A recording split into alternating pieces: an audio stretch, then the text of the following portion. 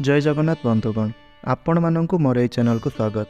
बंधुगण 2 जुलाई मंगलवार पड़ापी जाऊँचे खड़ीलागी एकादशी, जहाँकि आज पालित हेबो। तेबे आज आपण एही शुभ दिन में गोमाता को खुआई दियंतु एही एक गुप्त जिनिस, जहा द्वारा भगवान विष्णु एवं माता लक्ष्मी कृपा आपणक उपरे सदा सर्वदा रहिबो। आउ एही भली एकादशी भली दिन में माता लक्ष्मी एवं भगवान विष्णु भ्रमण मुद्रारे रही थांती। तेणु आपण जदि एही दिन किछि उपाय करूछंती एवं ताहा सहित आपण जदि गोमाता को एही गोटिए गुप्त जिनिस खुआई देउछंती, तेबे बंधुगण विश्वास करंतु जे आपणको आपणक जीवन में निश्चय भाव में सफलता प्राप्ति हेबो एवं आपणक जीवन में थिबा कष्ट, समस्या, दुख, दुर्भाग्य, ग्रह मानकर दोष यह सबु मध्य आपणक जीवन दूर हेबो। यह सहित मध्य आपणक जीवन में धन आसिबा आरंभ हेबा सहित धन आसिबार नूतन मार्ग मध्य आपणक जीवन में खुलीजिवो। बंधुगण आमर हिंदू धर्म रे आमर सनातन धर्म रे खड़ीलागी एकादशी को एक महत्वपूर्ण दिन भाव में जना जाए। एही शुभ दिन में भगवान विष्णु एवं माता लक्ष्मी आमर धरा पृष्ठ को अवतरण करिथांते एवं एही दिन में जीए बा जो व्यक्ति भगवान विष्णु एवं माता लक्ष्मी को प्रसन्न करिबा पई किछि भी छोट छोट उपाय करि नै थाए, किछि भी पूजा पाठ उषाव्रत करि नै थाए, तेबे सही व्यक्तिंकर जहाँ भी किछि कष्ट समस्या सब रही थाए ता सब सेमानंकर दूर हो जाए। आउ सही भली व्यक्ति को माता लक्ष्मी एवं भगवान विष्णुंकर मिलित कृपा मिलित आशीर्वाद प्राप्त होई थाए एवं भगवान विष्णु माता लक्ष्मी सेमानंकर समस्त कष्ट को हरण करि नै थांती। शास्त्र रे मध्य कहा जायछि जे एही खड़ीलागी एकादशी को एक श्रेष्ठ एकादशी भाव में विवेचना करा जाए। आउ आपण एही दिन केते गुड़िए उपाय मध्य करि परिबे। आउ जदि आपण सेही उपाय गुड़िक करिया पई सक्षम न थांती, तेबे आपण एक छोट उपायटिए मध्य करि परिबे। एही दिन आपण गोमाता को आपणक घर बना जाइथिबा अल्प किछि खाद्य बा आपणकर घरे थिबा किछि गुप्त जिनिस खुआई देबा द्वारा आपणकर मनस्कामना मध्य पूर्ण हो जाए थाए। तेबे बंधुगण जदि आपणकर भगवानक उपरे विश्वास थाए, भक्ति रही थाए, तेबे आपण निश्चय भाव में यही भिडियोटी को शेष पर्यंत संपूर्ण देखिए। आउ भिडियोटी को गोटे लाइक करेंगे एवं तले आसुवा कमेंट बॉक्स रे जय श्री विष्णु जय माता लक्ष्मी निश्चय लिखिए।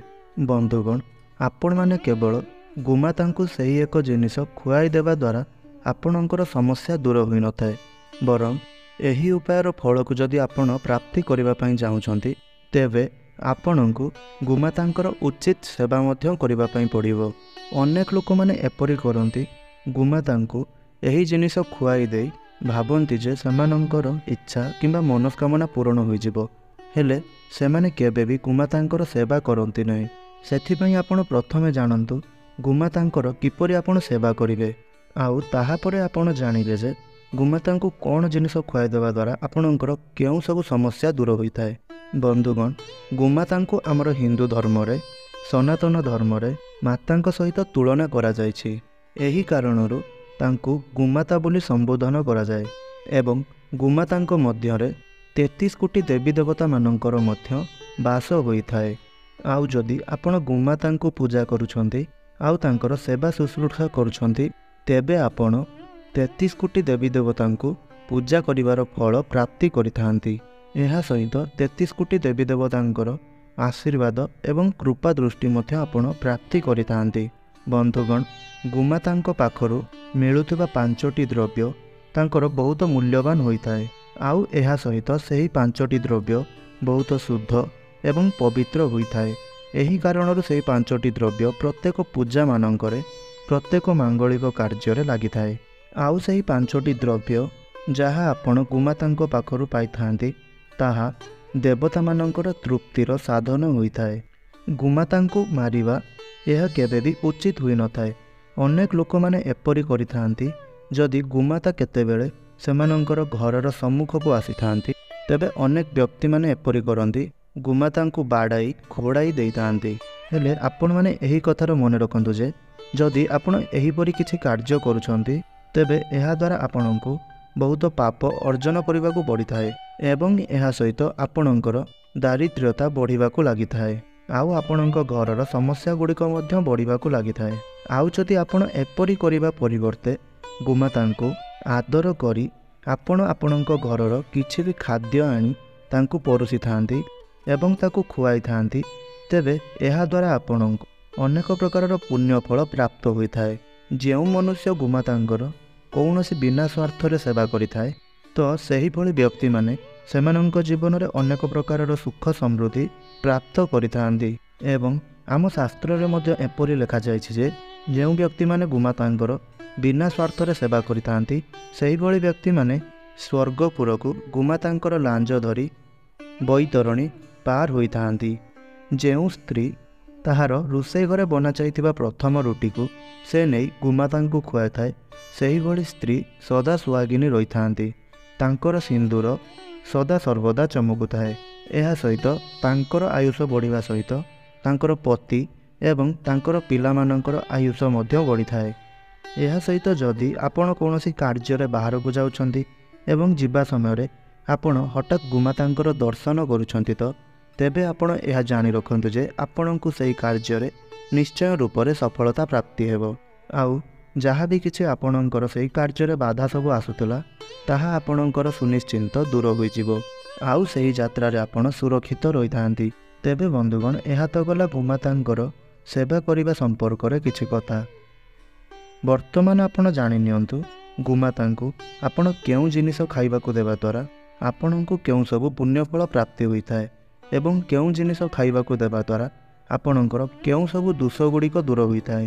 ତେବେ ବନ୍ଧୁଗଣ, ପ୍ରଥମରେ ଯଦି ଆପଣଙ୍କର ପିତୃଦୋଷ ଲାଗିଅଛି ଆଉ ତାହା ପାଇଁ ଆପଣ ଅନେକ ଗୁଡ଼ିଏ ଉପାୟ କରୁଛନ୍ତି, ହେଲେ ଆପଣ ସେହି ଉପାୟ ଗୁଡ଼ିକ କରିବା ସହିତ ଯଦି ଆପଣ ପ୍ରତ୍ୟେକ ଦିନ ଗୋମାତାଙ୍କୁ ରୁଟି ଏବଂ ସବୁଜ ଘାସ ଖୁଆଇ ଦିଅନ୍ତି, ଏହାଦ୍ୱାରା ଆପଣଙ୍କର ପିତୃଦୋଷ ଦୂର ହେବା ସହିତ ଆହୁରି ବହୁତ ଅନେକ ପ୍ରକାରର ଲାଭ ମଧ୍ୟ ଆପଣଙ୍କୁ ପ୍ରାପ୍ତି ହୋଇଥାଏ। ଦ୍ୱିତୀୟରେ, ଯଦି ଆପଣଙ୍କର କୁଣ୍ଡଳୀରେ ଶନି ଅଢ଼େଇ, ଶନି ମହାଦଶା, ଶନି ଦୋଷ ଲାଗିଅଛି, ତେବେ ଆପଣ ପ୍ରତ୍ୟେକ ଏକାଦଶୀ, ପୂର୍ଣ୍ଣିମା, ଅମାବାସ୍ୟା ଦିନ କଳା ରଙ୍ଗର ଗୋମାତାଙ୍କୁ ଘାସ କିମ୍ବା ରୁଟି ଆପଣ ଖୁଆନ୍ତୁ। ଏହା ସହିତ ଆପଣ ଗୋମାତାଙ୍କର ପୂଜା କରନ୍ତୁ। ଏହାଦ୍ୱାରା ଆପଣଙ୍କର ଶନି ଦୋଷ ଦୂର ହେବା ସହିତ ଆପଣଙ୍କ କୁଣ୍ଡଳୀରେ ଶନି ମହାଦଶା ଏବଂ ରାହୁ ଦଶା ଭଳି ଦୋଷ ଗୁଡ଼ିକ ଦୂର ହୋଇଥାଏ। ତୃତୀୟରେ, ଯଦି ଆପଣଙ୍କ କୁଣ୍ଡଳୀରେ ଶୁକ୍ର ଗ୍ରହ ମଜବୁତ ନାହାନ୍ତି, ଶୁକ୍ର ଗ୍ରହ ବହୁତ କମଜୋର ଅଛନ୍ତି, ତେବେ ଆପଣ ଶୁକ୍ର ଗ୍ରହଙ୍କୁ ମଜବୁତ କରିବା ପାଇଁ ଧଳା ରଙ୍ଗର ଗାଈକୁ ଆପଣଙ୍କ ଘରର ପ୍ରଥମ ରୁଟି ଖୁଆଇ ଦିଅନ୍ତୁ। ଏହାଦ୍ୱାରା ଆପଣଙ୍କ କୁଣ୍ଡଳୀରେ ଶୁକ୍ର ଗ୍ରହ ମଜବୁତ ହୋଇଥାନ୍ତି। ଚତୁର୍ଥରେ, ଯଦି ଆପଣଙ୍କୁ ବୁଧ ଦୋଷ ଲାଗିଅଛି, ତେବେ ଆପଣ ବୁଧ ଦୋଷକୁ ଦୂର କରିବା ପାଇଁ ପ୍ରତ୍ୟେକ ବୁଧବାର ଦିନ ଗାଈକୁ ସବୁଜ ଚାରା ଖୁଆଇବା ଆରମ୍ଭ କରିନିଅନ୍ତୁ। ଏହାଦ୍ୱାରା ଆପଣଙ୍କୁ ବୁଧ ଦୋଷ ସହିତ ଜଡ଼ିତ ସମସ୍ତ ଦୋଷ ଗୁଡ଼ିକରୁ ମୁକ୍ତି ମିଳିଥାଏ। ପଞ୍ଚମରେ, ଯଦି ଆପଣଙ୍କ କୁଣ୍ଡଳୀରେ ମଙ୍ଗଳ ଦୋଷ ଲାଗିଅଛି, ଯେଉଁ କାରଣ ପାଇଁ ଆପଣଙ୍କର ବିବାହ ଭଳି ମାଙ୍ଗଳିକ କାର୍ଯ୍ୟ ହୋଇପାରୁନାହିଁ, ମାନେ ଆପଣଙ୍କର ବିବାହ ଭଳି ମାଙ୍ଗଳିକ କାର୍ଯ୍ୟରେ କେତେ ଗୁଡ଼ିଏ ବାଧା ଉପୁଜୁଛି, ତେବେ ଆପଣ ଲାଲ ରଙ୍ଗର ଗାଈର ସେବା ଶୁଶ୍ରୂଷା କରନ୍ତୁ ଏବଂ ସେହି ଲାଲ ରଙ୍ଗର ଗାଈକୁ ଗୁଡ଼ ଏବଂ ଚଣା ଆପଣ ଖୁଆଇ ଦିଅନ୍ତୁ। ଏହାଦ୍ୱାରା ଆପଣଙ୍କ କୁଣ୍ଡଳୀରେ ଥିବା ମାଙ୍ଗଳିକ ଦୋଷ ଦୂର ହେବା ସହିତ ଆପଣଙ୍କର ଯେଉଁ ମାଙ୍ଗଳିକ କାର୍ଯ୍ୟରେ ବିବାହ ଭଳି କାର୍ଯ୍ୟରେ ବାଧା ଉପୁଜୁଥିଲା ତାହା ଆପଣଙ୍କର ଦୂର ହୋଇଯିବ। ଏହା ସହିତ ବୃହସ୍ପତି ଗ୍ରହଙ୍କୁ ମଜବୁତ କରିବା ପାଇଁ ଆପଣ ରୁଟି ଉପରେ ଗୁଡ଼ ଏବଂ ଚଣା ରଖି ଗୋମାତାଙ୍କୁ ଖୁଆଇ ଦେବା ଦ୍ୱାରା ଆପଣଙ୍କର ବୁଧ ଗ୍ରହଙ୍କର ସମସ୍ୟା ଦୂର ହୋଇଯାଇଥାଏ।